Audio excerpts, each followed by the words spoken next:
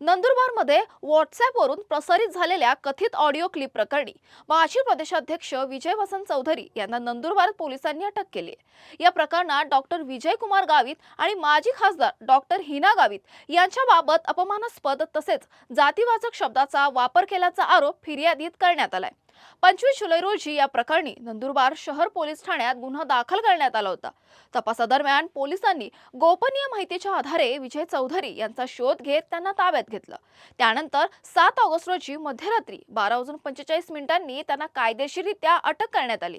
या प्रकरणाचा पुढील तपास उपविभागीय पोलीस अधिकारी हनुमंत गायकवाड करत असून ऑडिओ क्लिपसह उपलब्ध पुरावे आणि संबंधित बाबींची तपासणी सुरू आहे। दरम्यान अशाच प्रकारच्या ऑडिओ क्लिप प्रकरणी विजय चौधरी यांच्या विरोधात नंदुरबार शहर आणि अक्कलकुवा पोलीस ठाण्यात वेगवेगळे गुन्हे दाखल असल्याचं पोलिसांनी सांगितलं आहे। शहर पोलीस स्टेशनला 25/7/26 ला 699/2026 हा गुन्हा फिर्यादी रोहन शरद गावित यांच्या फिर्यादीवरून आपण दाखल केलेला होता।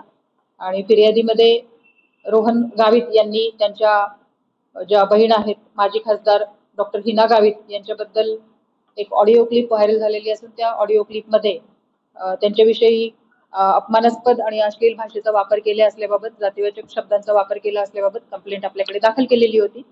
आणि गुन्ह्याच्या तपासाच्या अनुषंगाने आपण आरोपीचा शोध विविध ठिकाणी घेत होतो। त्यासाठी वेगवेगळी पथकं स्थापन करण्यात आलेली होती आणि त्या तपास पथकाला शोध घेण्यात यश येऊन पोलीस निरीक्षक श्री हेमंत पाटील, स्थानिक गुन्हे शाखा यांच्यासह जे पथक रवाना झालेलं होतं त्यांना आरोपीला अटक करण्यामध्ये काल यश मिळालेलं आहे।